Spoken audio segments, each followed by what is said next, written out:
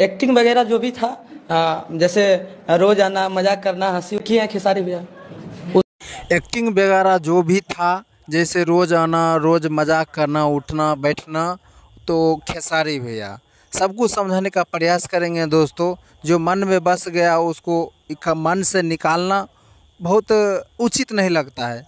जैसे कि दोस्तों खेसारी लाल यादव भोजपुरी के ट्रेंडिंग स्टार खेसारी लाल यादव हैं। इनका गाना सब जानता है कि दोस्तों मार्केट में बजता है और फिल्म इंडस्ट्री सब कुछ ये सबसे आगे है, ठीक है।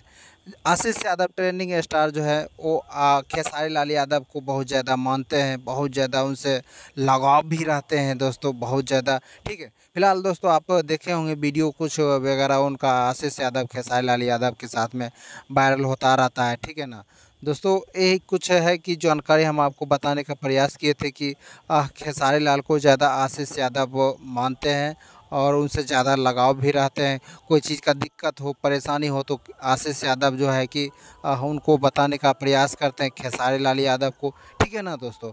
ये हम छोटी सी भी इन्फॉर्मेशन आप तक पहुंचाने का कोशिश किए हैं।